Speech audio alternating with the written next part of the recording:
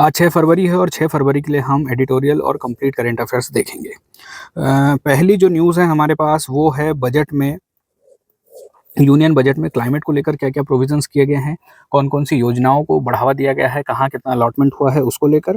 और दूसरी वाली जो न्यूज़ है वो है बजट में हेल्थ केयर को लेकर कितनी स्पेंडिंग आई है, कितना बजट हमारे हेल्थ सेक्टर को मिला है, हेल्थ में क्या-क्या नई योजना आई है और पुरानी जो योजनाएँ चल रही थी उनको क्या कुछ मिला है उसको देखेंगे। फिर हम देखेंगे कि भारत और ये जो जीसीसी खाड़ी सहयोग संगठन, गल्फ कोऑपरेशन काउंसिल है उसके बारे में, क्योंकि दोनों मतलब भारत और जीसीसी दोनों पक्षों के बीच में एफटीए को लेकर बातचीत चल रही है और शुरुआत हुई है, यहाँ से हम कह सकते हैं। अभी टर्म्स ऑफ रेफरेंस पर सहमति बनी है और फिर देखेंगे हम उसके बाद एक समझौता हुआ है केंद्र सरकार, नागालैंड सरकार और पूर्वी Nagaland peoples organization, eastern Nagaland peoples organization, क्योंकि ईस्टर्न नागालैंड में कुछ 5-6 ज़िले हैं जहाँ पर एक स्वायत्तता की मांग चल रही थी।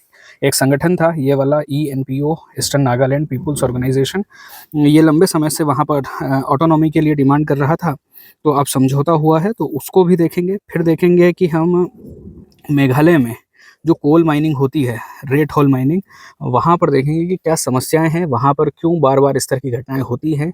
अभी एक अनप्लान्ड ब्लास्ट हुआ है, उसमें लगभग 18 श्रमिकों की मौत हो गई है और पहले भी, इससे पहले भी ये कई घटनाएँ यहाँ पर देखने को मिलती हैं, तो हम देखेंगे कि समस्या कहाँ पर है।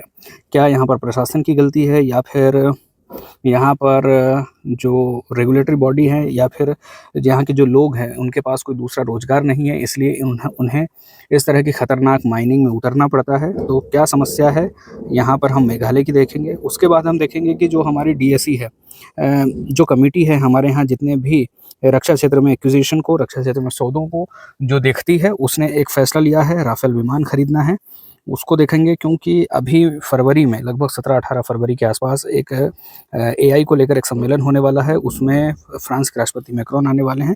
तो राष्ट्रपति आएँगे तो और भी बहुत सारी चीज़ें होंगी, बहुत सारे समझौते होंगे, दोनों सरकारों के बीच में और भी बातचीत होगी, देखेंगे क्या-क्या बातचीत होने वाली है।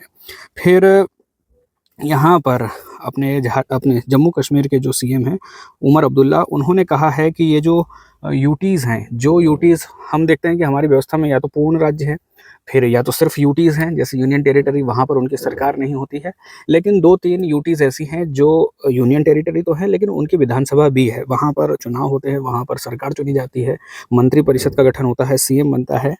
तो उसको लेकर काफ़ी खींचातान चलती है। जैसे हम दिल्ली में देख रहे थे जब अरविंद केजरीवाल सीएम थे, वहाँ पर केंद्र सरकार में और उस समय की आम आदमी पार्टी की सरकार के बीच में काफ़ी ज़्यादा रस्साकसी होती थी, अधिकारों को लेकर, अधिकारियों के ट्रांसफ़र्स को लेकर, और भी दूसरे मुद्दों को लेकर केंद्र सरकार में। और जहाँ पर दूसरी पार्टी की सरकार है, जैसे कि अब जम्मू कश्मीर में यूटी है, विधानसभा है, लेकिन दूसरी नेशनल कॉन्फ्रेंस की सरकार है। पहले आम आदमी पार्टी की सरकार थी दिल्ली में, तो उसको लेकर यहाँ पर दोनों पक्षों में, मतलब एक तरफ जो यूटी वाली सरकार है उसमें और हमारी जो केंद्र की सरकार है उसमें काफ़ी ज़्यादा असहमतियाँ, काफ़ी ज़्यादा झगड़े देखने को हमें मिलते थे। तो उमर अब्दुल्ला कह रहे हैं कि इस तरह की व्यवस्था को ख़त्म कर दिया जाना चाहिए, या तो पूर्ण राज्य बना दिया जाना चाहिए या पूरी तरह से यूनियन टेरिटरी रखा जाना चाहिए। फिर देखेंगे कि यूपीएससी ने जो नोटिफ़िकेशन जारी किया है उसमें कुछ रूल्स में चेंज किए हैं। जो लोग पहले से जिनका सिलेक्शन हो जाता था उसके बाद भी वे बार-बार एग्ज़ाम देते थे अपने रैंक को सुधार करने के लिए, और जब भी नए साल की लिस्ट आती थी तो हम देखते थे उसमें बहुत सारे लोग पहले से सेलेक्टेड होते थे। अब ऐसे में क्या होता था कि एक तो जो लोग पहले से सिलेक्टेड हैं वो अपनी सर्विसेज़ के साथ न्याय नहीं कर पाते थे, एग्ज़ाम की तैयारी करते थे, एग्ज़ाम में ज़्यादा ध्यान देते थे, तो वहाँ पर उनकी सेवाओं के साथ कॉम्प्रोमाइज़ होता था। और उसके बाद जो नया टैलेंट है, जो नए लोग हैं, उनके साथ भी कॉम्पिटिशन बढ़ जाता था। तो यहाँ पर यूपीएससी ने रूल चेंज किए हैं। और उसके बाद देखेंगे कि अभी वेनेज़ुएला से तेल को लेकर अभी एक खबर आई है, क्योंकि भारत के ऊपर लंबे समय से रशिया से तेल न खरीदने को लेकर अमेरिका दबाव बना रहा था, और फिर जब अमेरिका ने वेनेज़ुएला के ऊपर कब्ज़ा ही कर लिया, उसके बाद तो खुले तौर पर अमेरिका के राष्ट्रपति कह रहे हैं कि भारत रशिया से तेल खरीदना बंद करेगा। हालाँकि ये सारी जो घोषणाएँ हैं, ये जो सारे फैसले हैं, वो भारत सरकार की तरफ से आने चाहिए थे, लेकिन इन सभी चीज़ों की घोषणा अमेरिका के राष्ट्रपति डोनाल्ड ट्रंप ने कर दी है। तो हम देखेंगे कि क्या अब क्या हम भारत क्या अब रूस से तेल ना खरीद कर क्या वेनेज़ुएला से तेल खरीदेगा? ये वाली जो न्यूज़ है हम वहाँ पर देखने वाले हैं। तो सबसे पहली जो खबर है कि बजट में क्लाइमेट को लेकर क्या-क्या अलॉटमेंट हुआ है, क्लाइमेट को लेकर क्या-क्या चीज़ें आई हैं। तो उसमें सबसे पहली बात जो ये है कि हम देख रहे हैं कि 2021 के बाद से कोविड-19 जब था, 2021 में कोविड-19 अपने पीक पर था, तब से लेकर जब जो बजट आया था 2021 में, उसमें फोटोवोल्टिक सेल उत्पादन के लिए, फोटोवोल्टिक सेल्स के लिए अलॉटमेंट हुआ था। कोविड-19 के दौरान लगभग 4,500 करोड़ का यहाँ पर प्रावधान किया गया था। उसके बाद से हर साल बजट में क्लाइमेट सेक्टर के लिए, या हम कहें कि क्लाइमेट से लड़ने के लिए, जो क्लाइमेट परिवर्तन हो रहा है उसको धीमा करने के लिए जो भी कोशिशें हमसे बन पड़ रही हैं, उनके लिए सरकार बजट में अलॉटमेंट कर रही है। 2026 के बजट में भी अलॉटमेंट हुए हैं। लेकिन यहाँ पर ये जो एडिटोरियल है वो कहता है कि भारत अभी भी हाथ खींच कर चल रहा है, अभी भी खुले तौर पर बहुत ज़्यादा इन्वेस्टमेंट क्लाइमेट सेक्टर में नहीं हो रहा है। सतर्कता के साथ अभी भी डिस्टेंस बनाकर यहाँ पर थोड़ा-थोड़ा करके खर्च किया जा रहा है। जो 5 सेक्टर, जो 5 क्षेत्र इस क्लाइमेट में, मतलब इस बजट में क्लाइमेट को लेकर ध्यान दिया गया है, उनमें सीमेंट है, इस्पात है, एल्यूमीनियम है और उर्वरक है। क्योंकि ये जो सेक्टर हैं, ये जो क्षेत्र हैं, सीमेंट, इस्पात, एल्यूमीनियम और उर्वरक, जो फर्टिलाइज़र वाला सेक्टर है, उनमें सभी में बड़े पैमाने पर हमारे यहाँ उत्पादन भी होता है और उत्पादन के साथ ग्रीन हाउस गैसेस का बड़े पैमाने पर उत्सर्जन होता है। और आप जानते हैं कि ग्रीन हाउस गैसेस का अगर उत्सर्जन होता है, अगर ग्रीन हाउस गैसेस का एमिशन होता है, तो सीधे तौर पर इसे क्लाइमेट चेंजेस से जोड़कर देखा जाता है, क्योंकि ये जो गैसेस हैं हमारे एटमॉस्फेयर का टेम्परेचर बढ़ाती हैं, और जब भी टेम्परेचर बढ़ता है हमारे एटमॉस्फेयर का, तो हमें देखने को मिलता है कि बर्फ़ पिघलती है, समुद्री जो हमारा वाटर लेवल है वो बढ़ता है, और फिर क्लाइमेट जो अलग-अलग जगहों की है उस पर भी इफ़ेक्ट पड़ता है। मौसम का पैटर्न, वेदर का पैटर्न भी चेंज होता है, बारिश का पैटर्न चेंज होता है। तो यहाँ पर कोशिश की जा रही है कि इन क्षेत्रों में जितना भी उत्सर्जन होता है, उस पूरे उत्सर्जन को हम कहीं न कहीं या तो कम करने की कोशिश करें, टेक्नोलॉजी को हम अपडेट करें, या फिर अगर नहीं हो पाता है तो जितना भी उत्सर्जन होता है उसे कैप्चर करके कहीं स्टोर कर लें, ताकि ये जो गैसेस हैं वो वायुमंडल में ना जाएँ। वायुमंडल में इनका बहुत एडवर्स इफ़ेक्ट पड़ता है, बहुत ज़्यादा दुष्प्रभाव देखने को मिलते हैं, तापमान बढ़ता है, क्योंकि ये गैसेस हीट को एब्ज़ॉर्ब करती है, हीट एब्ज़ॉर्ब करती है तो एटमॉस्फेयर का टेम्परेचर बढ़ाती है, एटमॉस्फेयर का टेम्परेचर बढ़ता है तो ग्लोबल वार्मिंग, और ग्लोबल वार्मिंग से फिर क्लाइमेट चेंज को गति मिलती है। तो इसके लिए कोशिश की जा रही है कि इन क्षेत्रों में ज़्यादा से ज़्यादा एमिशन को कैप्चर कर लिया जाए या एमिशन को रोका जाए। अगर हम एमिशन को कैप्चर कर पाते हैं, हम एमिशन को कहीं कंट्रोल कर पाते हैं, तो जो अंतर्राष्ट्रीय मार्केट है, विशेषकर जो यूरोपियन यूनियन का जो मार्केट है, वहाँ पर हमारी कॉम्पिटिटिवनेस बढ़ेगी। कैसे बढ़ेगी? क्योंकि ईयू ने कार्बन मैकेनिज़्म जो लगा कर रखा है, जो उन्होंने टैक्स लगा कर रखा है, कार्बन बॉर्डर एडजस्टमेंट मैकेनिज़्म, उसमें क्या होता है कि जब भी भारत से मान लीजिए सीमेंट या स्टील यूरोपियन यूनियन बिकने जाता है, तो वहाँ पर चेक किया जाता है कि जो कंपनियाँ इनका उत्पादन कर रही है, उन्होंने उत्पादन के दौरान कितना उत्सर्जन किया है। अगर ज़्यादा उत्सर्जन किया है तो ज़्यादा टैक्स लगता है, और कम उत्सर्जन किया है तो कम टैक्स लगता है। तो अगर हम इसको पहले से ही हमारे देश में कैप्चर कर लेते हैं, कार्बन एमिशन कम करते हैं, तो इस पर कम टैक्स लगेगा और वहाँ के मार्केट में हमारी कॉम्पिटिटिवनेस बढ़ेगी। तो एक तो अर्थव्यवस्था से जुड़ा हुआ मुद्दा भी है और क्लाइमेट से जुड़ा हुआ मुद्दा भी है, तो दोनों चीज़ें इससे जुड़ी हुई है। इसलिए ज़रूरी है कि यहाँ पर हम एमिशन को कंट्रोल करें, एमिशन को कम करें। फिर सोलर ऊर्जा को लेकर, सोलर एनर्जी को लेकर यहाँ पर प्रावधान हुआ है। जो हमारे पास पहले से योजना चली आ रही है, जैसे सौर घर बिजली योजना, जैसे कि पीएम कुसुम योजना, उसमें भी अलॉटमेंट हुआ है। सौर चालित जो पंप हैं, मतलब पीएम कुसुम योजना में भी, फिर ग्रीन हाइड्रोजन में भी और परमाणु ऊर्जा में भी यहाँ पर ध्यान दिया गया है। तो हम देख सकते हैं ये इंडस्ट्री को लेकर है, ये घरों को लेकर है, ये खेती को लेकर है। बाकी ग्रीन हाइड्रोजन आने वाले समय का फ्यूल है, फ्यूचर का फ्यूल कहा जाता है ग्रीन हाइड्रोजन को, तो उसको लेकर भी यहाँ पर कोशिशें की जा रही हैं और परमाणु ऊर्जा को भी बढ़ावा देने का प्रयास किया जा रहा है। इससे पहले हमने, आपको याद होगा, तो पिछले दिनों हमने शांति बिल के बारे में पढ़ा था। इस बिल में क्या हुआ था कि जो छोटे हमारे रिएक्टर्स हैं, छोटे रिएक्टर्स को बढ़ावा देने की कोशिश की गई थी। उसमें प्राइवेट सेक्टर को अनुमति दी गई थी, प्राइवेट सेक्टर आएँ, प्राइवेट सेक्टर के लोग आएँ, कॉर्पोरेट के लोग आएँ, यहाँ पर निवेश करें, छोटे और मॉड्यूलर रिएक्टर लगाएँ, न्यूक्लियर रिएक्टर, और यहाँ पर न्यूक्लियर एनर्जी पैदा करें, ताकि जो पूरे निवेश का खर्चा है, जो पूरे निवेश का भार है सरकार के ऊपर से, थोड़ा-सा कम हो और प्राइवेट सेक्टर भी इसमें अपना योगदान दे सके। तो सबसे पहली बात है कार्बन कैप्चर को लेकर, तो carbon capture, utilization and storage, CCUS, ये जो योजना है या ये जो तरीका है, उसमें क्या होता है कि जितना भी ये जो ग्रीन हाउस गैसेस का उत्सर्जन होता है, उसे कैप्चर किया जाता है, कैप्चर करके स्टोर कर लिया जाता है, स्टोर ज़मीन के भीतर किया जाता है।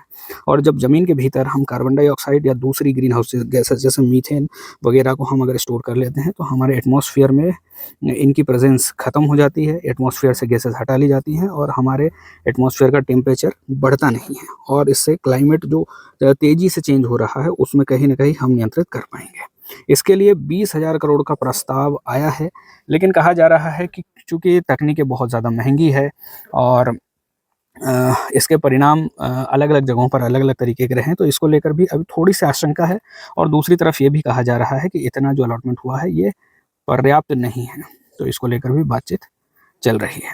फिर रूफटॉप सोलर योजना, जो प्रधानमंत्री सूर्य घर बिजली योजना थी, जो पिछले बजट में आई थी, उसको भी 17,000 करोड़ का बजट मिला है। इससे कहीं न कहीं हमारी जो एनर्जी ट्रांसमिशन सिस्टम है उसका डिसेंट्रलाइज़ेशन होगा, और जो डिस्ट्रीब्यूशन कंपनीज़ हैं उनके ऊपर से भी थोड़ा-सा दबाव कम होगा और रिन्यूएबल एनर्जी को बढ़ावा मिलेगा।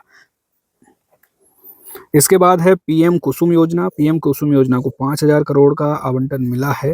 पीएम कुसुम योजना किसानों को अपने खेतों में जो सोलर पंप लगाते हैं, उनको सब्सिडी देने की योजना है, ताकि जहाँ पर बिजली नहीं है, वहाँ पर बिजली उपलब्ध हो सके, और जहाँ पर बिजली तो है लेकिन सोलर ऊर्जा को बढ़ावा देना है, तो उसे भी बढ़ावा मिल सके। चौबीसों घंटे बिजली उपलब्ध होगी, और किसानों को भी सोलर एनर्जी, किसानों को भी रिन्यूएबल एनर्जी में इन्वेस्ट करने के लिए प्रोत्साहन दिया जा रहा है। सरकार की तरफ से भी मदद की जा रही है। तो हर क्षेत्र में, तो घर हो, चाहे वो खेत हो, चाहे वो इंडस्ट्रीज हो, सभी जगह रिन्यूएबल एनर्जी के लिए और क्लाइमेट के लिए काम किया जा रहा है। सरकार कोशिश कर रही है कि हर जगह पर, हर लेवल पर इसको बढ़ावा दिया जाए और क्लाइमेट चेंज को थोड़ी-सी गति इसकी धीमी की जाए। तो इसके लिए सरकार कोशिशें कर रही है। फिर परमाणु ऊर्जा संयंत्र, जो न्यूक्लियर पावर प्रोजेक्ट हैं, वहाँ पर जो उपकरण हैं, जैसे हमने बात की थी कि शांति बिल में प्राइवेट सेक्टर को न्यूक्लियर पावर प्लांट लगाने के लिए अनुमति दी गई है, वे इसमें निवेश कर सकते हैं, और जब वे निवेश करेंगे, न्यूक्लियर प्रोजेक्ट लगाएँगे, तो उनको बहुत सारे उपकरणों को आयात करना पड़ेगा, और उस पर आयात शुल्क को शून्य किया गया है। 2035 तक के लिए कोई भी शुल्क नहीं लगेगा, कोई भी टैरिफ नहीं लगेगा, कोई भी टैक्स नहीं लगेगा, तो इसको भी बढ़ावा देने की कोशिशें की जा रही है। ग्रीन हाइड्रोजन में चूँकि अभी अपना व्यय है सीमित बना हुआ है, लेकिन इसको भी बढ़ावा देने की सरकार कोशिश कर रही है। जो मिशन है ग्रीन हाइड्रोजन मिशन, उसमें थोड़ा-सा हाथ खींचा है, लेकिन फिर भी सरकार इसे इसमें अलॉटमेंट हुआ है, और जो फ्यूचर का फ्यूल है, हम कह सकते हैं हाइड्रोजन आने वाले समय में एक मेजर फ्यूल होगा। और जब भी हम हाइड्रोजन की बात करते हैं, तो उसे अलग-अलग तरीकों से उत्पादन किया जा सकता है। तो ग्रीन हाइड्रोजन के उत्पादन के लिए सरकार कोशिश कर रही है, और उसके लिए बढ़ावा देने के लिए भी योजनाएँ चला रही है। ओवरऑल असेसमेंट की बात करें तो हम कह रहे हैं कि भाई मंशा तो है, लेकिन अभी भी आवंटन कम है। निजी पूँजी जुटाने की कोशिशें चल रही है, लेकिन अभी उसको लेकर भी बहुत ज़्यादा हम एश्योर्ड नहीं हो सकते हैं। तो ओवरऑल हम कह सकते हैं कि अभी उतना ज़्यादा निवेश तो नहीं हुआ है, लेकिन फिर भी इस तरफ ध्यान दिया गया है, ये अच्छी बात है। कुछ देश हैं, कुछ सरकारें हैं, कुछ बड़े नेता हैं विश्व के, जो क्लाइमेट चेंज को मानते ही नहीं हैं, लेकिन भारत की सरकार इसे मान रही है, भारत की सरकार इसकी सच्चाई को भी जान रही है, क्लाइमेट चेंज से जुड़ी अर्थव्यवस्था को भी पहचान रही है, आने वाली जो टेक्नोलॉजी है, उसको भी समझ रही है। तो ये सारी चीज़ें एक साथ जुड़ी हुई हैं, अलग-अलग नहीं हैं। जैसे हम, चाहे वो कार्बन बॉर्डर एडजस्टमेंट की बात करें, चाहे हम रिन्यूएबल एनर्जी की बात करें, चाहे हम क्लाइमेट चेंज की बात करें, ये सारी चीज़ें कनेक्टेड हैं, और आने वाले वाला जो समय है, वो इनके ऊपर डिपेंड काफ़ी ज़्यादा करने वाला है। तो इसके लिए हमारी सरकार दूरदृष्टि रखते हुए इस क्षेत्र में निवेश कर रही है, और इसको प्रोत्साहन दे रही है। यहाँ से अगर मेंस के सवाल की बात करें, तो मेंस के लिए सवाल हो सकता है कि भारत के केंद्रीय बजट 2026-27 में जलवायु परिवर्तन से निपटने के लिए अपनाए गए जो प्रमुख उपाय हैं, जो हमने अभी देखे हैं, उनका समालोचनात्मक विश्लेषण करना है। हमें आलोचना भी करनी है, मतलब हमें दोनों पक्ष बताने हैं, इसके फ़ायदे और इसमें जो कमियाँ हैं उनको भी बताना है। जैसे कार्बन कैप्चर, विकेंद्रित सौर ऊर्जा, ये इस जो प्रधानमंत्री सूर्य घर बिजली योजना है उसके बारे में बात हो रही है। ग्रीन हाइड्रोजन, परमाणु ऊर्जा, शांति बिल, जो छोटे न्यूक्लियर पावर प्लांट्स हैं जिनमें प्राइवेट सेक्टर के निवेश को बढ़ावा देने की कोशिश कर रहे हैं, उसको लेकर भी आपको बताना है। चर्चा करते हुए स्पष्ट करना है कि क्या बजट में जो आवंटन हुआ है, भारत की पोषित जलवायु महत्वाकांक्षा क्या है? भारत को 2070 तक नेट ज़ीरो का लक्ष्य प्राप्त करना है। 2030 तक 500 gigawatt non fossil fuel energy पैदा करनी है, मतलब इतनी कैपेसिटी डेवलप करनी है, और 50% अपनी ऊर्जा नॉन फॉसिल फ्यूल सोर्सेज से लेनी है। तो ये हमें लक्ष्य बताना है। एक तरफ हमारे लक्ष्य हैं, दूसरी तरफ उनके लिए योजनाएँ हैं, योजनाओं के लिए आवंटन है। तो इन सारी चीज़ों को जब हम जोड़कर यहाँ पर लिखेंगे तो हमारा आंसर इसके लिए कंप्लीट हो जाएगा। दूसरी बात है कि हेल्थ सेक्टर को लेकर बजट में क्या-क्या चीज़ें आई हैं। तो बजट सेक्टर में मतलब बजट में अ स्वास्थ्य को लेकर स्पेंडिंग मतलब स्वास्थ्य को लेकर ज़्यादा अलॉटमेंट हुआ है, खर्चा बढ़ा है, लेकिन उतना नहीं हुआ है जितनी उम्मीद थी, क्योंकि हमारा लक्ष्य है कि लगभग हम हमारे जीडीपी का 2.5% तक निवेश कर पाएँ हेल्थ सेक्टर में, लेकिन अभी भी हमारे जीडीपी का मात्र 0.26% ही इसमें खर्च हो पा रहा है। तो इसको लेकर आलोचनाएँ हो रही हैं। हालाँकि कुल जो बजट आवंटन है, कुल जो हेल्थ सेक्टर को अलॉटमेंट हुआ है बजट का हिस्सा 1,05,000 करोड़, वो काफ़ी ज़्यादा इम्पोर्टेंट है, पिछले साल की तुलना में बढ़ा है। और इसमें बजट में जो सबसे इम्पोर्टेंट योजना हेल्थ सेक्टर के लिए आई है, वो है बायोफ़ार्मा शक्ति स्कीम्स। बायोफ़ार्मा शक्ति स्कीम क्यों आई है? ये बायोसिमिलर्स और बायोलॉजिक्स और बायोसिमिलर्स को बढ़ावा देने के लिए आई है। सरकार चाहती है कि बायोलॉजिक्स का उत्पादन ज़्यादा से ज़्यादा बढ़े, बायोसिमिलर्स का उत्पादन ज़्यादा से ज़्यादा बढ़े।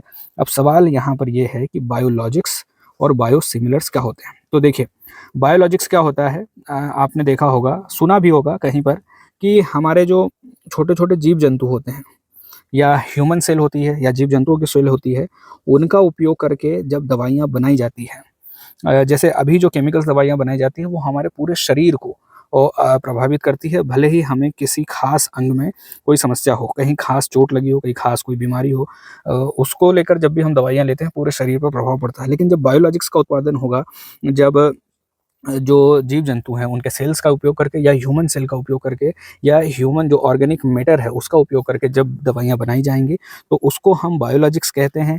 और ये जो बायोलॉजिक्स का उत्पादन है, बहुत ज़्यादा महँगा होता है और उन्हीं की कॉपी करके जब वैसे ही उत्पादन वैसे ही होता है, लेकिन हम कह सकते हैं ये बायोलॉजिक्स का जेनेरिक वर्ज़न है। तो सिमिलर से अपने क्या कहेंगे हम इसको, सस्ते होते हैं, बायोलॉजिक्स का जेनेरिक वर्ज़न होता है, तो इसके उत्पादन को, दोनों के उत्पादन को बढ़ावा देने के लिए ये वाली योजना सरकार ने यहाँ पर बजट में रखी है। 10,000 करोड़ का आवंटन हुआ है और इसके लिए 1,000 क्लिनिकल ट्रायल साइट्स भी बनाई जाएँगी। जब दवाओं का उत्पादन हो, मतलब जब दवाएँ नहीं आती हैं, तो उनके ट्रायल के लिए अलग-अलग सेंटर्स होते हैं, तो उनके सेंटर्स को स्थापित करने के लिए भी बजट में प्रावधान है। अनुसंधान रिसर्च को बढ़ावा देना है। इसके साथ ही 3 नए national institute of pharmaceutical education and research, मतलब फार्मास्यूटिकल को लेकर 3 नए संस्थान बनेंगे। 7 जो इंस्टीट्यूट है वो पहले से काम कर रहे हैं, प्लस 3 10 हो जाएँगे। कहाँ पर बनेंगे? जब न्यूज़ आएगी तब हम पढ़ेंगे, क्योंकि बजट में आप जानते हैं कि एक ऊपरी-ऊपरी तौर पर बताया जाता है सारी इन्फॉर्मेशन। जब भी इसके लिए प्लानिंग होगी, जब भी सरकार इनकी स्थापना करेगी, तब हम इनके बारे में न्यूज़ आएगी, हम बात करेंगे, इसी क्लास में बात करेंगे। फिर एक निमहंस का परिसर बनाया जाएगा। ये national institute of medical health के लिए जो संस्थान है हमारे भारत में, अभी बेंगलुरु में है, सिर्फ़ एक संस्थान है, तो अब हमारे पास उत्तर भारत में भी एक संस्थान निमहंस का देखने को मिलेगा। तो ये मेंटल हेल्थ के लिए काफ़ी राहत की बात है। मेंटल हेल्थ को लेकर उतना ज़्यादा निवेश हमारे यहाँ हुआ नहीं है। मेंटल हेल्थ को लेकर हमारे यहाँ बहुत सारी ऐसी रूढ़ियाँ बनी हुई हैं, तो उसको लेकर भी हम ज़्यादा से ज़्यादा चर्चा कर पाएँ। और उसको लेकर, मेंटल हेल्थ को लेकर जब भी हम बात करते हैं, तो उसमें बहुत सारी ऐसी बातें जुड़ जाती हैं जो जिन्हें ठीक हमारे समाज में ठीक नज़रिए से नहीं देखा जाता है। भले ही स्ट्रेस हो, भले ही दूसरी चीज़ें हों, उनको हम पागलपन से जोड़ते हैं, लेकिन ऐसा नहीं है। मेंटल हेल्थ जैसे हमारे शरीर की हेल्थ है, शरीर में कभी-कभी दिक्कतें आती हैं, वैसे ही मेंटल हेल्थ का भी है। तो इसको लेकर सरकार निवेश कर रही है। एक संस्थान बनेगा, उत्तर भारत में बनेगा। अभी एक संस्थान है, वो है दक्षिण भारत में, कहाँ पर है? बेंगलुरु में। फिर 1 लाख जो हमारे हेल्थ वर्कर्स हैं, उनको ट्रेनिंग दी जाएगी। बुज़ुर्गों की देखभाल करने के लिए 1.5 लाख हेल्थ केयर्स के सेक्टर में जो वर्कर्स हैं, उनको ट्रेनिंग दी जाएगी। तो ये 2 क्षेत्रों में बड़ी संख्या में लोगों को ट्रेनिंग देने की बात हो रही है। चूँकि भारत में अभी हम डेमोग्राफिक डिविडेंड ले रहे हैं, लेकिन धीरे-धीरे हमारी जनसंख्या जो है वो बूढ़ी होती जा रही है, और बूढ़ी होती जनसंख्या को, वृद्ध होती जनसंख्या को बहुत ज़्यादा हेल्थ केयर की ज़रूरत है, और उसको देखते हुए हमें बहुत सारे ऐसे लोग तैयार करने होंगे जो इनके स्वास्थ्य की देखभाल कर पाएँ, इन्हें समझ पाएँ, क्योंकि ये भावनात्मक रूप से भी काफ़ी चैलेंजिंग होता है बुढ़ापे में, और शारीरिक रूप से चैलेंजिंग तो होता ही है, बहुत सारी बीमारियाँ होती हैं, आर्थिक दबाव भी होता है। इन सारी चीज़ों को लेकर सरकार समझ रही है और अभी से ही हमारे भविष्य की तैयारी कर रही है, क्योंकि हमारी जनसंख्या अभी तो बहुत जवान है, बहुत ज़्यादा यंग है, लेकिन आने वाले समय में आज से 10 साल बाद, 20 साल बाद, 25 साल बाद भारत में वृद्ध आबादी बढ़ने वाली है। अनुमान है कि लगभग 15 से 20% की आबादी हमारी बूढ़ी आबादी हो सकती है। उससे पहले हम ये सारी व्यवस्थाएं कर लें तो ज़्यादा ठीक रहेगा। फिर दवाइयों को लेकर कुछ सीमा शुल्क में छूट दी गई है, जैसे कैंसर की दवाइयों में जो टैक्स लगता था, टैक्स कलेक्टेड एट सोर्स पर जो टैक्स काट लिया जाता था 5% का, अब लगेगा 2% का। कैंसर की दवाओं में और कुछ मेडिकल इक्विपमेंट्स के लिए टैक्स को कम किया है, ताकि रोगियों के ऊपर, परिवारों के ऊपर आर्थिक बोझ को कम किया जा सके। क्योंकि आप जानते हैं, जब भी हेल्थ की बात होती है, अगर हमारे पास हेल्थ इंश्योरेंस नहीं है तो हमारी सालों की सेविंग्स, जमा पूंजी खत्म हो सकती है। हमने देखा है ज़मीन बिकते हुए, हमने देखा है घर बिकते हुए, हमने कर्जे में डूबते हुए लोगों को देखा है। तो इसके लिए ज़रूरी है हेल्थ इंश्योरेंस, तो ज़रूरी ही है। ऊपर से जो सरकार दवाइयाँ इंपोर्ट कर रही है, उस पर भी सरकार ने टैक्स, मतलब जो देश में सरकार डायरेक्टली तो दवाइयाँ इंपोर्ट नहीं करती है, लेकिन जो भी दवाइयाँ इंपोर्ट होती है बाहर से, उन पर सरकार टैक्स कम करेगी तो थोड़ी सी आर्थिक राहत मिल जाएगी। फिर राष्ट्रीय स्वास्थ्य नीति में बजट थोड़ा सा कम हुआ है। जीडीपी का हमारे हेल्थ सेक्टर में जो राष्ट्रीय स्वास्थ्य नीति 2017 में तय हुआ था कि जीडीपी का 2.5% हम स्वास्थ्य के लिए खर्च करेंगे, उतना खर्च नहीं हुआ है। राष्ट्रीय स्वास्थ्य मिशन, नेशनल हेल्थ मिशन में भी अलॉटमेंट थोड़ा सा पहले से कम हुआ है। इसको लेकर आलोचना की जा सकती है सरकार की। फिर एक तरफ हम देखते हैं कि हेल्थ सेक्टर जो है वो, उसमें केंद्र सरकार की भी हिस्सेदारी है और राज्य सरकारों की भी हिस्सेदारी है। कुल मिलाकर हम कहें कि ये कंकरेंट लिस्ट में है, तो दोनों का जिम्मेदारी बनती है, दोनों का यहाँ पर स्टेक है। तो केंद्र सरकार इसमें अपनी हिस्सेदारी थोड़ी सी कम कर रही है, इसको लेकर केंद्र सरकार के ऊपर सवाल है। दूसरी तरफ राज्य सरकारों के ऊपर वित्तीय प्रभाव है, वित्तीय दबाव है, इनके ऊपर हम कहें कि थोड़ा सा प्रेशर है पैसे को लेकर। इनकी जो फिस्कल स्पेस है वो घटी है, इनके पास टैक्सेस कम हुए हैं। ऊपर से जो डिविजिबल पूल है, उसमें भी जो डिविजिबल पूल का साइज़ कम हुआ है, इनकी हिस्सेदारी थोड़ी सी कम हुई है। वैसे तो कमी, मतलब संख्या में कमी दिखाई नहीं देगी, लेकिन हम रियल में देखें तो राज्यों को हिस्सेदारी जितनी मिलनी चाहिए उतनी नहीं मिलती है। इस तरह की शिकायतें राज्य कर रहे हैं, उसके बाद भी इनके ऊपर काफ़ी ज़्यादा जिम्मेदारियां हैं। इसको लेकर भी चिंताएं हैं कि राज्य सरकारों का खर्चा बढ़ता जा रहा है। और केंद्र सरकार अगर हेल्थ सेक्टर से, अगर एजुकेशन सेक्टर से हाथ खींचेगी तो ये हमारी जो जनता है उनके लिए ठीक नहीं होगा। क्योंकि हेल्थ एजुकेशन की जो व्यवस्था होती है, पानी की व्यवस्था, हेल्थ एजुकेशन की व्यवस्था, जो बेसिक नीड्स होती हैं हमारी जनता की, वो तो फुलफिल होनी ही चाहिए। बाकी मंशा तो स्पष्ट है, लेकिन फिर भी व्यापक और समान स्वास्थ्य सुधार के लिए आवश्यक पैमाना अभी भी अपर्याप्त बना हुआ है। मतलब हेल्थ सेक्टर में अभी भी सीधी सी बात है कि पैसे कम मिले। यहाँ से मेंस के लिए सवाल हो सकता है कि बजट 2026-27 में स्वास्थ्य क्षेत्र के लिए किए गए प्रावधानों का समालोचनात्मक मूल्यांकन कीजिए। तो आपको दोनों चीज़ें बतानी हैं, सारी चीज़ें आलोचना करते हुए थोड़ी सी लीपापोती कर देनी है। बायोफार्मा शक्ति योजना, इसके बारे में थोड़ा सा बताना है। मानसिक स्वास्थ्य संस्थानों का विस्तार, स्वास्थ्य कार्यबल विकास, उपचार की वहनीयता के लिए जो आपने दवाइयों से टैक्स कम किया है उसको। फिर राष्ट्रीय स्वास्थ्य नीति 2017 के लक्ष्य क्या हैं, राष्ट्रीय स्वास्थ्य मिशन और के वित्त पोषण, और केंद्र और राज्य के स्वास्थ्य व संतुलन से जुड़ी चिंताओं का हमें यहाँ पर परीक्षण करना है, लिखना है। तो केंद्र और राज्यों के बीच में हेल्थ का जो खर्चा है उसको लेकर भी बातचीत चल रही है, क्योंकि राज्य अपना खर्चा बढ़ा रहे हैं, केंद्र सरकार हाथ खींच रही है, राज्यों के ऊपर दबाव बढ़ रहा है। हालांकि राज्यों की जो आर्थिक स्थिति है उतनी ज़्यादा अच्छी नहीं है, इसको लेकर राज्य बार बार शिकायत कर रहे हैं। जीसीसी और भारत के बीच में एफटीए की तैयारी चल रही है और एफटीए करने के लिए बातचीत शुरू होगी। तो टर्म ऑफ रेफरेंस, यानी क्या क्या बातचीत करनी है, किन चीज़ों पर बातचीत करनी है, क्या मुद्दे होंगे, कैसे करना है, एक दायरा तय कर लिया जाता है कि हमें इन मुद्दों पर बात करनी है और उन मुद्दों पर बात करके फाइनल एफटीए बनेगा। लेकिन अभी सिर्फ टर्म्स ऑफ रेफरेंस यहाँ पर साइन हुए हैं। हमारे इस मीटिंग में जो अध्यक्ष थे वो हमारे केंद्रीय मंत्री हैं पीयूष गोयल, जो वाणिज्य और उद्योग मंत्री हैं। एक तरफ ये थे, एक तरफ जो जीसीसी के प्रतिनिधि हैं वो थे। और दोनों पक्षों के बीच में, क्योंकि अभी भी बहुत बड़ा व्यापार होता है, लगभग 170 अरब डॉलर का दोनों पक्षों के बीच में व्यापार होता है। एक तरफ भारत है, एक तरफ जीसीसी है। जीसीसी में 6 देश हैं, एक तो ओमान है, दूसरा यूएई है, तीसरा सऊदी अरेबिया है, चौथा कुवैत, बहरीन और कतर। तो इन देशों के बीच में और भारत के बीच में एफटीए को लेकर बातचीत शुरू हो चुकी है। अब जब भी मसौदा आएगा इसका, या तो पहला ड्राफ्ट या फाइनल ड्राफ्ट या इंटरिम समझौता जब भी आएगा तो हम इसको लेकर बात करेंगे।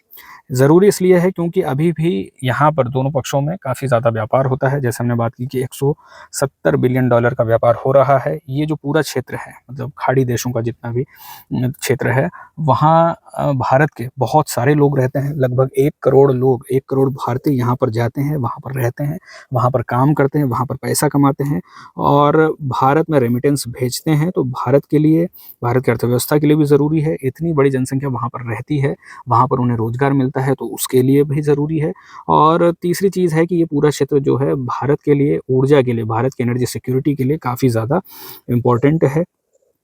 क्योंकि हम रशिया से तेल तो खरीद रहे थे, हमारी ऊर्जा का जो, हमारी जो पूरी ज़रूरत का 40% अभी तक खरीद रहे थे, लेकिन उसको लेकर हमारे ऊपर दबाव था। बाकी हम इन देशों से लगातार तेल खरीद रहे हैं। तो ये वो क्षेत्र है जो हमारी ऊर्जा के लिए काफ़ी ज़्यादा इम्पोर्टेंट है। और अभी हम अगर विदेश नीति के मामले में देखें तो इस क्षेत्र में हमारे रिलेशन काफ़ी ज़्यादा ठीक हैं। बाकी सभी जगह हमारे पड़ोसी देशों से भी उतने ज़्यादा अच्छे संबंध नहीं हैं। रशिया और अमेरिका के बीच में खींचतान चल रही है, चाइना से खींचतान चल रही है। तो काफ़ी मोर्चों पर हमारे लिए चैलेंजिंग विदेश नीति बनी हुई है। और यहाँ से, इन क्षेत्रों से अगर एफटीए होता है तो विदेश नीति में भी फ़ायदा होगा, ऊर्जा के लिए भी फ़ायदा होगा, भारतीय लोग जो रहते हैं उनके लिए भी फ़ायदा होगा। वहाँ पर ये इनको रोज़गार मिलता है, कमाई मिलती है, अपनी रोज़ी-रोटी चलाते हैं, हमें भारत को रेमिटेंस भेजते हैं। तो सारी चीज़ों के लिए ये देश काफ़ी ज़्यादा इम्पोर्टेंट है। इसके बाद जो न्यूज़ है कि एक त्रिपक्षीय समझौता हुआ है। 3 पक्षों के बीच में समझौता हुआ है। कौन-कौन से 3 पक्ष? एक तरफ है भारत सरकार, दूसरी तरफ है नागालैंड की सरकार और तीसरी तरफ है ENPO, eastern Nagaland people's organisation. Eastern Nagaland people's organisation, पूर्वी नागालैंड पीपल्स ऑर्गेनाइजेशन। अब ये जो लड़ाई थी, ये जो संगठन था, ये संगठन एक्टिव है नागालैंड के पूर्वी इलाके में। ये जो इलाका है यहाँ पर, चूँकि पहाड़ी इलाका है, आप जानते हैं कि यहाँ पर का जो टेरेन है काफ़ी ज़्यादा डिफ़िकल्ट है, काफ़ी ज़्यादा चैलेंजिंग है और यहाँ पर उतना डेवलपमेंट भी नहीं हुआ है, जनजातीय लोग रहते हैं और काफ़ी ज़्यादा असंतोष भी है। और इस क्षेत्र में भारत से जो दूसरे देशों का इन्फ्लुएंस है, उसे भी यहाँ पर देखा जा सकता है, वहाँ से भी भारत को डिस्टर्ब करने की कोशिश की जाती है। तो इस क्षेत्र में जो 6 राज्य हैं लगभग, एक ये मोन, एक ये लोंगलेंग, एक ये तुएनसांग, एक ये सामाटोर जो भी है, एक ये नोकलेक और ये किफिर। तो इन राज्यों में ये संगठन एक्टिव था और ये एक यहाँ पर पहले तो अलग राज्य की मांग कर रहा था, लेकिन अब इस क्षेत्र को स्वायत्त क्षेत्र के रूप में मान्यता दी गई है और उसके लिए समझौता हुआ है। इस क्षेत्र को कहेंगे फ्रंटियर नागालैंड टेरिटोरियल अथॉरिटी। और ये जो फ्रंटियर नागालैंड टेरिटोरियल अथॉरिटी है, वो नागालैंड के भीतर एक स्वायत्ता वाला क्षेत्र बन जाएगा। क्योंकि हम देखते हैं कि जो नॉर्थ ईस्ट वाला जो जितना भी पूरा इलाका है, हमारी इंटरनल सिक्योरिटी के लिए काफ़ी ज़्यादा इंपॉर्टेंट है, क्योंकि यहाँ पर उग्रवाद की, हिंसा की घटनाएं काफ़ी ज़्यादा देखने को मिलती है, अलगाववाद भी देखने को मिलता है, कभी-कभी सशस्त्र संघर्ष भी देखने को मिलता है।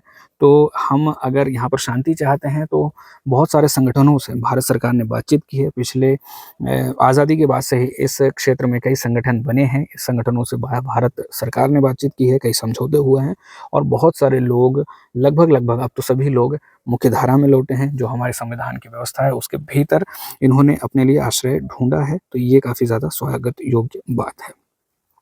बाकी चीज़ें जो हैं वो हमने देख ही ली हैं। आप यहाँ से सारी चीज़ें इसके बारे में और ज़्यादा डिटेल में पढ़ सकते हैं। ये समझौता हुआ है, भारत की इंटरनल सिक्योरिटी के हिसाब से बहुत ज़्यादा इम्पोर्टेंट है। अब नागालैंड के बाद चलते हैं मेघालय। मेघालय में क्या हुआ है कि मेघालय का जो पूर्वी जयंतिया हिल्स जिला है, वहाँ पर एक दुर्घटना हुई है। बहुत ही दुखद दुर्घटना है। लगभग 18 लोग मारे गए हैं और रेड होल माइनिंग जो हो रही थी, वहाँ पर एक अनप्लान्ड विस्फोट हो गया, खदान धस गई, लोग मर गए। अब सबसे पहला सवाल तो है कि ये रेड होल माइनिंग क्या है? दूसरा सवाल है कि रेड होल माइनिंग को कंट्रोल करने के लिए क्या-क्या प्रयास किए जा रहे हैं और इसकी सुरक्षा के लिए क्या-क्या प्रयास किए जा रहे हैं? तो हुआ क्या है, जैसे कि ये मेघालय में कोयले के रिजर्व्स मिलते हैं, कोल रिजर्व्स मिलते हैं, टर्शियरी युग के हैं। टर्शियरी मतलब समझ लीजिए आप 6 करोड़ से लेकर 2.5 करोड़ साल के बीच में कोयला बना है।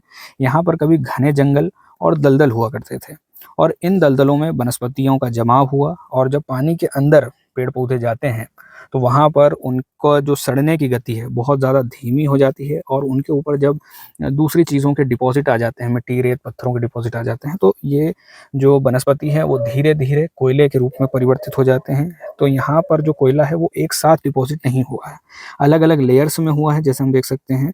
तो इन लेयर्स में ओपन यहाँ पर माइनिंग की नहीं जा सकती, मशीनों से माइनिंग हो नहीं सकती, पतले-पतले रिज़र्व्स हैं, तो इनमें लोग घुसते हैं। ये खोदते-खोदते काफ़ी अंदर चले जाते हैं, और यहाँ से कोयले का खनन होता है, और फिर कभी-कभी दुर्घटनाएँ देखने को मिलती है।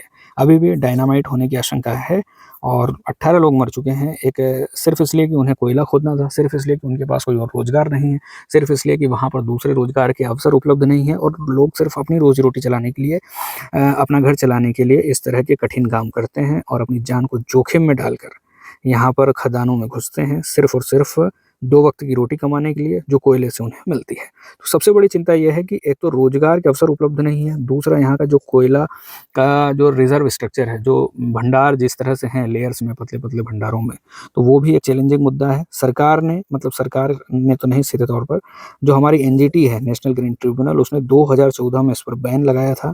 सुप्रीम कोर्ट ने भी इस बैन को बरकरार रखा था, लेकिन फिर भी इल्लीगल माइनिंग हो रही है। अब यहाँ पर सबसे बड़ी ज़िम्मेदारी किसकी बनती है? सबसे बड़ी ज़िम्मेदारी सरकारों की बन रही है। न्यायालय जो हैं, या फिर जो भी ग्रीन ट्रिब्यूनल जैसे ट्रिब्यूनल्स हैं, वो तो फैसला दे देते हैं, लेकिन जो डे टू डे का हमारा जो एडमिनिस्ट्रेशन है, जो प्रशासन है, जो निगरानी है, वो तो हमारी सरकार को और हमारे प्रशासन को ही रखनी पड़ेगी। लेकिन इतने बड़े पैमाने पर जब माइनिंग होती है, तो इसकी जानकारी निश्चित तौर पर सरकारों को होती है, निश्चित तौर पर प्रशासन को होती है, लेकिन फिर भी इल्लीगल माइनिंग होती है, और इल्लीगल माइनिंग होती है, जैसे ट्रक गुज़रते हैं, तो वहाँ पर पुलिस के द्वारा पकड़े जा सकते हैं, उनको ट्रैक किया जा सकता है, इस तरह के काम करवाने वाले जो ठेकेदार हैं, उन पर कार्रवाई की जा सकती है, लेकिन जब मिलीभगत से इस तरह के काम होते हैं, तो दुर्घटनाएँ देखने को मिलती है। बाकी ये जो बीमा या फिर मुआवज़ा जो मिलता है, किसी का जीवन तो वापस इससे मिल नहीं सकता है। इससे पहले भी कई बार घटनाएँ हुई हैं, कई मज़दूर मरे हैं, ये भी एक बड़ी घटना है, 18 घर उजड़ चुके हैं, 18 लोग मारे जा चुके हैं। अगली न्यूज़ है डीएसी को लेकर और रफ़ाल के एक्विज़िशन को लेकर। तो हमारी जो डिफेंस एक्विज़िशन काउंसिल है, और राजनाथ सिंह की अध्यक्षता में, जो हमारे गृह मंत्री हैं, उन्होंने राफ़ेल खरीद को, कितने राफ़ेल खरीद को, लगभग 14 लड़ाकू राफ़ेल विमान खरीदने को लेकर सहमति दी है। राष्ट्रपति इमैनुअल मैक्रोन भारत आने वाले हैं, आर्टिफिशियल इंटेलिजेंस समिट होने वाली है, उसमें आएंगे, तो वहाँ पर ये समझौता होगा। भारत 114 विमान खरीद रहा है, पहले से भी भारत के पास राफ़ेल विमान हैं, लगभग 36 विमान पहले से हैं शायद, तो वो विमान हैं, और 114 लड़ाकू विमान और खरीदेंगे। तो इसको लेकर बड़ी न्यूज़ है, क्योंकि बड़ा एक समझौता है, 114 विमान खरीदने हैं। कुछ विमान ऐसे हैं जो सीधे यहाँ पर आएँगे और काम करना शुरू करेंगे, लगभग 18 विमान आएँगे जो फ्लाई अवे स्थिति में खरीदेंगे, सीधे तौर पर हम इन्हें यूज़ कर सकते हैं, और बाकी को भारत में ही बनाया जाना है, और उनको बनाने में लगभग 30 से 40% जो सामग्री है, वो भारतीय सामग्री का यूज़ होगा। तो ये बात भी अच्छी है, भारत में राफ़ेल विमान बनेंगे। भारत में जब विमान बनते हैं तो टेक्नोलॉजी भी आती है, विमान बनते हैं तो मतलब कुछ भी बनता है। यहाँ पर राफ़ेल की बात कर रहे हैं तो टेक्नोलॉजी भी आएगी, इंडस्ट्री भी लगेगी, और रोज़गार के अवसर भी उपलब्ध होंगे। तो ये हमारे लिए काफ़ी ज़्यादा पॉजिटिव न्यूज़ है, काफ़ी ज़्यादा अच्छी न्यूज़ है। बाकी रक्षा सौदों में जो अनियमितताएँ होती है, उसको लेकर पिछले बार भी राफ़ेल को लेकर काफ़ी विवाद हुआ था। इसको लेकर दूसरी अगर कोई बात निकल कर आती है तो उसको भी समझेंगे, और जो हमारे डिफेंस एक्विजिशन काउंसिल है, उसने जिस प्रस्ताव को मंजूरी दी है, उस पर अंतिम प्रस्ताव को मंजूरी देगी सुरक्षा पर कैबिनेट समिति। इसमें हमारे केंद्र सरकार के जो सबसे बड़े अधिकारी होते हैं, मंत्री होते हैं, वो होंगे। तो सबसे जो आखिरी मंजूरी मिलने वाली है, वो सरकार की तरफ से मिलने वाली है। अभी तो अपनी जो समिति है, उसने सहमति दी है। यहाँ पर एक न्यूज़ ये है कि जो विमानों का सोर्स कोड है, मतलब जैसे हमारा मोबाइल होता है ना, तो मोबाइल के भीतर, मोबाइल तो हार्डवेयर है, मोबाइल के भीतर सॉफ्टवेयर होता है, तो उस सॉफ्टवेयर से ही सारा मोबाइल चलता है। वैसे ही जो विमान होते हैं, वो भी सॉफ्टवेयर से चलते हैं। जैसे कि यहाँ पर आपको विमान को चलाना है, या फिर आपको अपने टारगेट को हिट करना है, या फिर आपके जो हथियारों की लोडिंग होगी, ये सारी जो चीज़ें, पूरा विमान चलता है। तो उसका जो सोर्स कोड है, वो फ्रांसीसी पक्ष के पास में ही रहने वाला है। तो ये चीज़ हमारे लिए थोड़ी-सी मायूसी भरी है।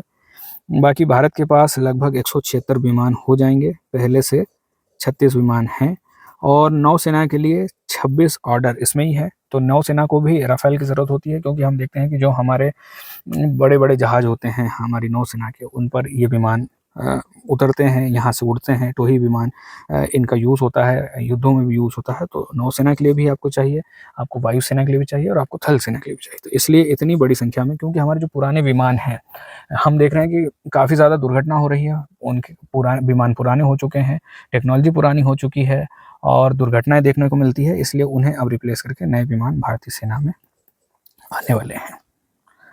फिर जैसे हमने बात की कि उमर अब्दुल्ला कह रहे हैं कि ये जो यूनियन टेरिटरी वाला सिस्टम है जिसमें विधानसभा होती है, वहाँ पर ये वाला सिस्टम खत्म होना चाहिए। वैसे तो उमर अब्दुल्ला अपने राज्य के लिए पूर्ण केंद्र शासित प्रदेश की मांग कर रहे हैं और वैसे तो 370 को वापस लागू करने की भी बात चल रही है, मतलब इनकी ओर से मांग हो रही है। केंद्र सरकार को इस तरह की मांग भेजी भी जाती है बार-बार, जो वहाँ की पार्टी है, वहाँ के नेता हैं, बार-बार इस बात को उठाते हैं। लेकिन हमारे लिए ज़रूरी ये है कि ये जो यूनियन टेरिटरी विद विधानसभा है, इस वाले सिस्टम में ये जो सरकार होती है, इनके पास बहुत सारे ऐसे अधिकार नहीं होते जो पूर्ण सरकार वाले राज्यों की सरकार के पास होते हैं। जैसे मध्य प्रदेश सरकार है या महाराष्ट्र की सरकार है या तमिलनाडु की सरकार है, अपने सारे अधिकारियों को ट्रांसफ़र कर सकती है, पुलिस इनके नियंत्रण में है। बाकी सभी मुद्दों पर कानून बनाने की शक्ति इनके पास है। इन्हें अपने काम करवाने के लिए, इन्हें अपने फैसलों के लिए, अपने-अपने कानून के लिए कहीं बाहर नहीं जाना पड़ता। केंद्र सरकार की मंजूरी की उतनी ज़्यादा आवश्यकता नहीं होती। लेकिन यूटी की जब सरकार होती है, ख़ास तौर पर केंद्र में अलग पार्टी की सरकार और राज्य में अलग पार्टी की सरकार, वहाँ पर शक्तियों को लेकर काफ़ी ज़्यादा टकराव होते हैं। एक एग्ज़ाम्पल देखें तो यहाँ पर हुआ क्या था, जैसे कि अब आप जानते हैं कि जब नया साल आता है तो नया बजट आता है, बजट बनाती है सरकार। तो बजट बनाते हुए इनके वित्त सचिव का तबादला कर दिया गया था। अब सरकार को खुद नहीं पता कि उनके फाइनेंस सेक्रेटरी का तबादला होने वाला है। वहाँ पर तो ये बजट तैयार कर रहे हैं, दूसरी तरफ सोशल मीडिया से इन्हें जानकारी मिल रही है कि उनके वित्त सचिव को ट्रांसफ़र कर दिया है। अब इस तरह के मामलों में बार-बार केंद्र सरकार का हस्तक्षेप होता है, राज्य सरकार के काफ़ी ज़्यादा राज्य सरकार को डिस्टर्बेंस होता है, उनके अधिकार छीने जाते हैं। तो इसको लेकर बार-बार मुद्दा उठाया जाता है और कहा जा रहा है कि इस तरह की व्यवस्था भारतीय संघवाद को कमज़ोर करती है। हमारे देश में 2 सरकारों के बीच में लड़ाई-झगड़े होते हैं, बार-बार मुकदमा होता है, बार-बार फैसले सुप्रीम कोर्ट या हाई कोर्ट तक जाते हैं। जब दिल्ली में अरविंद केजरीवाल की सरकार थी, उसमें भी मामले बार-बार अपना सुप्रीम कोर्ट जाया करते थे। कभी फैसला केंद्र सरकार के पक्ष में आता था, तो कभी फैसला राज्य सरकार के पक्ष में आता था। योजनाओं को लागू करने के लिए भी बार-बार आपने एलजी की मंजूरी लेनी होती थी। एलजी मतलब केंद्र सरकार का काफ़ी ज़्यादा दखल होता था, केंद्र सरकार का काफ़ी ज़्यादा इन्फ्लुएंस होता था। तो इस तरह की बात, अगर इस तरह के झगड़े ना हो, और चूँकि कहीं पर भी अगर आप सरकार चुनते हैं, भले ही आपकी यूटी है, वहाँ पर भी अगर विधानसभा चुनी गई है, वहाँ पर भी अगर सरकार चुनी गई है, तो एक तो चुनी हुई सरकार है, चुने हुए प्रतिनिधि है, जनता इनसे उम्मीद करती है कि भाई साहब हमने आपको चुना है, काम करके दीजिए। लेकिन इनकी भी मंजूरी है कि आगे जो बैठा है, मतलब केंद्र सरकार में जो बैठा है, वो इन्हें काम करने कभी-कभी नहीं देता है, इनके अधिकारियों को ट्रांसफ़र कर देता है, या फिर इनके पास जो अधिकारी सुनते नहीं हैं, क्योंकि अधिकारी किसकी सुनेगा? जिसके पास उसे हटाने की, उसका ट्रांसफ़र करने की शक्ति होगी। अब जब राज्य सरकार के पास किसी अधिकारियों को दंडित करने की, किसी अधिकारी को ट्रांसफ़र करने की ताकत ही नहीं है, तो फिर इस मामले में इस तरह की स्थिति में अधिकारी के ऊपर कोई दबाव नहीं बनाया जा सकता, अधिकारी से काम नहीं करवाया जा सकता और फिर मामले लटकते रहते हैं, योजनाएँ लटकती रहती हैं और जनता के काम नहीं होते और जनता को फिर एक प्रशासनिक हम कहें कि एक दिक्कत की स्थिति झेलनी पड़ती है। तो इन सभी बातों को लेकर गंभीरता से सोचना चाहिए और सही फैसले या सही व्यवस्था की जानी चाहिए। या तो राज्य सरकारों को थोड़ी-सी ज़्यादा स्वायत्ता दी जाए, कुछ मामले फिक्स कर दिया जाए कि यहाँ पर केंद्र सरकार का दखल नहीं होगा और कुछ मामलों में केंद्र सरकार निर्णय लेगी। तो इन सभी बातों को स्पष्टता के साथ हमारे कॉन्स्टिट्यूशन में शामिल किया जाना चाहिए, दूसरे कानूनों में शामिल किया जाना चाहिए। इसके बाद जो न्यूज़ है वो है यूपीएससी को लेकर। यूपीएससी का नोटिफ़िकेशन आया है। 4 फरवरी से फॉर्म शुरू होंगे, 24 फरवरी तक भरे जाएँगे। सिविल सेवा उम्मीदवारों के लिए कुछ नियमों का यहाँ पर संशोधन हुआ है, नियमों में बदलाव हुए हैं। जो लोग पहले से, जैसे अभी तक क्या है व्यवस्था, अभी तक व्यवस्था ये है कि जो आईएएस है, आईएफएस हैं, अगर ये सेलेक्टेड हैं, उनका चयन हो चुका है, उसके बाद अगर ये फिर से रैंक सुधारने के लिए अपनी परीक्षा देते हैं फिर से, तो इन्हें इस्तीफ़ा देना होगा, उसके बाद ही ये अगली परीक्षा दे सकते हैं। लेकिन इनके अलावा जो सेवाओं में हैं, जैसे आईपीएस हैं, जैसे आईआरएस हैं और बाकी जितनी भी सेवाएँ हैं, उनमें चयनित अगर उम्मीदवार है और वो चयनित उम्मीदवार फिर से परीक्षा देना चाहता है, तो वो अपने सेवा में रहते हुए अपनी ट्रेनिंग में रहते हुए, अपनी नौकरी में रहते हुए फिर से एग्ज़ाम दे सकता है और अपनी रैंक को सुधार सकता है। अब ऐसे में क्या होता है कि आप जहाँ पर काम कर रहे हैं, उस काम के साथ न्याय नहीं हो पाता और दूसरी तरफ जो नए बच्चे हैं, उनको कॉम्पिटिशन मिलता है, तो उसको लेकर काफ़ी ज़्यादा शिकायतें थी और इसको लेकर अब यूपीएससी ने ये फैसला लिया है कि अगर आप कहीं पर सिलेक्टेड हैं, तो उसके बाद सिर्फ एक बार ही और एग्ज़ाम दे सकते हैं। तो ये वाला जो नया कानून है, ये वाले जो नए नियम हैं, आप यहाँ पर डिटेल में देख सकते हैं। सारी कहानी यही है जो हम पढ़ चुके हैं शॉर्ट में। अभी जो नोटिफिकेशन आया है उसमें लगभग 933 रिक्तियां हैं, जिसमें से 33 दिव्यांग उम्मीदवारों के लिए आरक्षित हैं। 24 मई को एग्ज़ाम होने वाली है 2026 में, तो 24 मई को एग्ज़ाम होगी। फॉर्म भराए जा रहे हैं, शुरू हो चुके हैं।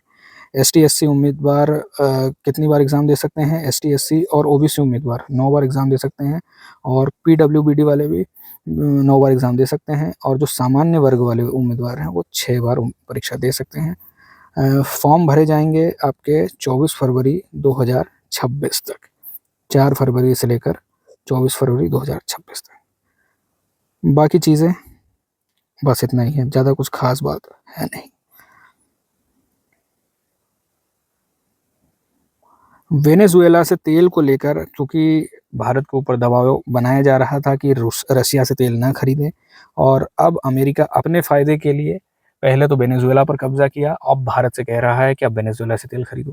तो रिलायंस इंडस्ट्री ने, क्योंकि काफ़ी ज़्यादा दबाव है अंतर्राष्ट्रीय स्तर पर, हमारी जो विदेश नीति है, हमारी जो सरकार है, उसको काफ़ी ज़्यादा यहाँ पर दबाव बनाया जा रहा है उसके ऊपर। तो वेनेजुएला से अब तेल खरीदने को लेकर यहाँ पर रिलायंस इंडस्ट्री की एक डील हुई है और उसकी न्यूज़ आई है। तो जो राष्ट्रपति डोनाल्ड ट्रंप, भारत की सरकार की तरफ से तो दावा नहीं किया गया, लेकिन राष्ट्रपति डोनाल्ड ट्रंप की तरफ से दावा किया गया था। तो अब यहाँ पर हम देख सकते हैं कि ये न्यूज़ आ चुकी है।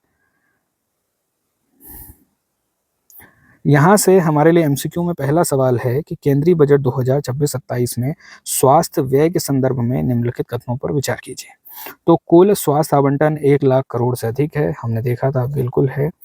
स्वास्थ्य व्यय जीडीपी का 3% से अधिक है, जीडीपी का है 0.25 या 26%, इतना ही है। तो ये वाला स्टेटमेंट तो गलत हो गया। स्वास्थ्य व्यय कुल सरकारी व्यय का 2% से कम है, हाँ 2% से तो कम ही है। दूसरा सवाल है कि बायोफार्मा शक्ति योजना के संबंध में निम्नलिखित कथनों पर विचार कीजिए। इसका उद्देश्य है भारत को बायोलॉजिक्स और बायोसिमिलर्स, तो बायोलॉजिक्स और बायोसिमिलर्स ये जो दवाएं हैं, आपको एक बार फिर से अगर ध्यान ना हो तो हम इनको फिर से डिस्कस कर लेते हैं कि बायो जो लॉजिक्स हैं वो ये जो जीवित जीव है, लिविंग ऑर्गेनिज्म है, जो लिविंग सेल्स हैं, जो लिविंग टिश्यूज़ हैं, उनका यूज़ करके दवाएं बनाई जाती हैं। एक टारगेटेड बीमारियों को ठीक करने के लिए इन दवाओं का उपयोग किया जाता है। बहुत ज़्यादा महंगी होती है और जब इनका जो पेटेंट वाला पीरियड निकल जाता है उसके बाद इनका जो जेनरिक वर्जन आता है वो बायोसिमिलर्स होता है। तो इनके उत्पादन को बढ़ावा देने के लिए भारत सरकार बायो फार्मा शक्ति योजना लेकर आई है। 10,000 करोड़ का आवंटन, 10,000 करोड़ का आवंटन तो हुआ ही है। यहाँ पर दूसरा स्टेटमेंट जो है वो है 1,000 उन्नत क्लिनिकल ट्रायल साइट स्थापित की जाएंगी। ये बात भी सही है और यह योजना केवल सार्वजनिक क्षेत्र की इकाइयों तक सीमित है, ये बात ठीक नहीं है। तीसरा सवाल, बजट 2026-27 के संदर्भ में निम्नलिखित कथनों पर विचार कीजिए। राष्ट्रीय औषधि शिक्षा एवं अनुसंधान संस्थान, national institute of pharmaceutical education and research, तो यहाँ पर इसको बढ़ावा देना है, निम्हांस को बढ़ावा देना है। एम्स के लिए हमने तो कुछ पढ़ा नहीं था, तो शायद ये नहीं है। चौथा सवाल है कि मानसिक स्वास्थ्य से संबंधित बजटीय घोषणाएं, जैसे निम्हांस की बात हो रही थी, आपको याद होगा, वो मानसिक स्वास्थ्य से रिलेटेड है, के संदर्भ में निम्नलिखित कथनों पर विचार कीजिए। उत्तर भारत में निम्हांस का दूसरा परिसर स्थापित किया जाएगा, बात सही है। 2 राष्ट्रीय मानसिक स्वास्थ्य संस्थानों उन्नत किया जाएगा, ये भी ठीक है। मानसिक स्वास्थ्य को स्वास्थ्य बजट में सर्वाधिक हिस्सा प्राप्त हुआ है, सर्वाधिक तो नहीं है। पांचवा सवाल, स्वास्थ्य कार्यबल से संबंधित निम्नलिखित कथनों पर विचार कीजिए। 5 वर्षों में 1 लाख सहयोगी स्वास्थ्य पेशेवरों को प्रशिक्षित किया जाएगा, बिल्कुल सही बात है। दूसरा स्टेटमेंट 1.5 लाख 1,50,000 केयर वर्कर्स को बुजुर्गों की देखभाल के लिए प्रशिक्षित किया जाएगा। जैसे हम बात कर रहे हैं, अभी हम डेमोग्राफिक डिविडेंड का लाभ ले रहे हैं, अभी हम हमारी युवा आबादी का लाभ ले रहे हैं। आने वाले समय में जो लोग युवा हैं वो धीरे धीरे बूढ़े होंगे और भारत में बूढ़े लोगों की आबादी जो अभी लगभग 8-9% है, उसका परसेंट बढ़ने वाला है। तो उनको ज़्यादा स्वास्थ्य देखभाल की ज़रूरत होगी, ज़्यादा दवाइयों की ज़रूरत होगी। इनके लिए जो हेल्थ वर्कर्स हैं जो इनकी मदद करेंगे उनकी ज़रूरत होगी। इसके लिए इसमें निवेश किया जा रहा है। तीसरा स्टेटमेंट, ये पहले भारत की ये पहले जो दोनों पहले 1 लाख और 1.5 लाख जो हेल्थ केयर वर्कर्स हैं उनको प्रशिक्षित करने की जो बात है, भारत की वृद्ध होती जनसंख्या की चुनौतियों से संबंधित है। बिल्कुल सही बात है। छठा सवाल, स्वास्थ्य सेवा की वहनीयता के संदर्भ में बजट 2026-27 में निम्नलिखित में से किन उपाय की घोषणा की गई है? पहला स्टेटमेंट, चुनिंदा कैंसर दवाओं पर सीमा शुल्क छूट, ये बात सही है। चिकित्सा प्रयोजनों के लिए विदेशी प्रेषण पर टीसीएस में छूट, टैक्स कलेक्टेड एट सोर्स में छूट और दुर्लभ रोगियों के लिए सार्वभौमिक मुफ्त बीमा, तो ये वाली अभी तो नहीं आई है। ठीक। सातवां सवाल, राष्ट्रीय स्वास्थ्य नीति 2017 के अनुसार 2025 तक स्वास्थ्य पर सार्वजनिक व्यय का क्या लक्ष्य था? लगभग 2.5% था, लेकिन उसको हम पूरा नहीं कर पाए हैं। आठवां सवाल, राष्ट्रीय स्वास्थ्य मिशन के संदर्भ में विगतों पर विचार कीजिए। पहला स्टेटमेंट, बेहतर उपयोग के बावजूद नेशनल हेल्थ मिशन के लिए बजटीय आवंटन में कमी आई है, ये बात सही है। नेशनल हेल्थ मिशन प्राथमिक स्वास्थ्य सेवाओं का प्रमुख स्तंभ है, सही है, केंद्र क्षेत्र योजना है। और 9वां सवाल, असर्शन और रीजन वाला, जब भी आपको कथन कारण वाला असर्शन रीजन वाला सवाल मिले उन दोनों के बीच में क्योंकि लगा दीजिए। क्योंकि लगाने के बाद फिर से पढ़िए, आपको ठीक लगे तो सही है, नहीं लगे तो नहीं। तो राज्यों द्वारा स्वास्थ्य पर अधिक व्यय किए जाने के बावजूद क्षेत्रीय स्वास्थ्य असमानताएं बढ़ सकती हैं। तो राज्य सरकार अगर पैसा खर्च करें तो अलग अलग राज्य सरकार अलग अलग पैसा खर्च करेगी, अपनी आर्थिक स्थिति के हिसाब से खर्च करेगी, अपनी ज़रूरत के हिसाब से खर्च करेगी, तो क्षेत्रीय असमानताएं तो बढ़ सकती है, ये बात सही है। कुल स्वास्थ्य व्यय में केंद्र सरकार की हिस्सेदारी घटती जा रही है, तो इसको लेकर इस एडिटोरियल में शिकायत की गई थी। हालांकि इन दोनों का जो संबंध है वो सीधे तौर पर नहीं बनता, इसलिए हम कहेंगे कि बी सही है। आखिरी सवाल, बजट 2026-27 के स्वास्थ्य क्षेत्र से संबंधित समग्र मूल्यांकन के रूप में निम्नलिखित में से कौन सा कथन सबसे उपयुक्त है? तो समग्र मूल्यांकन के लिए इनमें से कौन सा, मतलब एक लाइन में कहें तो बजट में स्वास्थ्य के लिए क्या आया है? पहला ऑप्शन है राष्ट्रीय स्वास्थ्य नीति लक्ष्यों के पूर्ण अनुरूप उच्च वित्तीय प्रतिबद्धता। दूसरा, सार्वजनिक व्यय में कमी के साथ पूर्ण निजीकरण की ओर सुझाव। तो पूर्ण निजीकरण की ओर सुझाव तो नहीं है, इसको लेकर अभी हम देखेंगे बाकी ऑप्शंस को पढ़ने के बाद। स्पष्ट मंशा परंतु सार्वभौमिक स्वास्थ्य सुधार हेतु अपर्याप्त पैमाना, शायद ये बात सीधे तौर पर लिखी भी गई थी, तो हम इसको सही मानेंगे। क्योंकि मंशा तो है स्वास्थ्य में खर्च करने की, लेकिन जितना खर्च होना चाहिए उतना खर्च नहीं है, अपर्याप्त हमको यहाँ पर बजट मिला है। तो इसको लेकर शिकायतें की जा रही है, कि आलोचना की जा रही है कि स्वास्थ्य के लिए जो बजट मिला है पिछले साल से तो ज़्यादा है, लेकिन फिर भी जो हमारी राष्ट्रीय स्वास्थ्य नीति है 2017 उसके हिसाब से हमारे टारगेट से बहुत ज़्यादा कम है और बजट जितना चाहिए उतना नहीं है। हमने आज पढ़ा तो फिर अपना ये सबसे पहले तो देखा कि स्वास्थ्य को लेकर बजट में क्या आया, अपना क्लाइमेट चेंज को लेकर क्या आया, फिर नागालैंड सरकार, केंद्र सरकार और पूर्वी नागालैंड पीपुल्स ऑर्गेनाइजेशन के बीच में जो समझौता हुआ। मेघालय में कोल माइनिंग जो हो रही है, रेड होल माइनिंग, उसको लेकर काफ़ी बड़ी दुर्घटना हुई है, काफ़ी दुखद दुर्घटना है। लोग मजबूरी में इस तरह का काम कर रहे हैं, कुछ लोग इसका वित्तीय फ़ायदा भी उठा रहे हैं, ठेकेदार लोगों से काम करवाते हैं और प्रशासन भी कहीं ना कहीं इसको लेकर जिम्मेदार माना जा सकता है, क्योंकि इतने बड़े पैमाने पर अगर माइनिंग होती है, इतनी बड़ी दुर्घटना होती है और इसकी जानकारी सरकार का न हो, ऐसा नहीं हो सकता है। राफेल विमान खरीदने वाले हैं 114, और फिर यूटी को लेकर जो विधानसभा वाले यूनियन टेरिटरीज हैं उनको लेकर कैसे राज्य सरकार और मतलब यूटी की सरकार और केंद्र सरकार के बीच में खींचतान चलती है, उसको लेकर उमर अब्दुल्ला ने अपनी बात कही है। हालांकि कुछ बातें यहाँ पर राजनीति से भी प्रेरित होती हैं, निश्चित तौर पर होती हैं।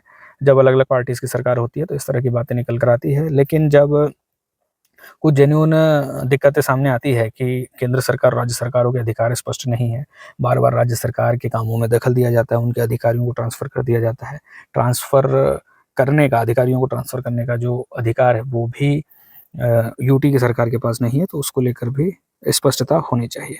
यूपीएससी का नोटिफिकेशन आया है और नोटिफिकेशन में कुछ रूल चेंज हुए हैं और वेनेजुएला को लेकर जो राष्ट्रपति डोनाल्ड ट्रंप ने घोषणा की थी वो अब यहाँ पर सच होती दिखाई दे रही है। भारत सरकार की तरफ से इतना कुछ आया नहीं था, लेकिन डोनाल्ड ट्रंप की बात सही हो रही है, जो हमारे लिए थोड़ी सी चिंता की बात है। अगर आपको ये क्लास थोड़ी सी हेल्पफुल लगती है, अगर आपको लगता है कि आपका समय थोड़ा सा बच सकता है, सारी न्यूज़ यहाँ पर कवर होती है, न्यूज़ के साथ सभी जितने भी हमारे पास आर्टिकल होते हैं उससे रिलेटेड हम एमसीक्यू भी करते हैं। तो अगर आपको हेल्पफुल लगता है, अगर आपको ठीक लगता है, तो आप इसे शेयर कर सकते हैं, सब्सक्राइब कर सकते हैं, लाइक कर सकते हैं, कमेंट कर सकते हैं, सुझाव दे सकते हैं। बाकी आपकी एग्ज़ाम के लिए बेस्ट ऑफ लक। आज के लिए इतना ही, कल फिर मिलेंगे।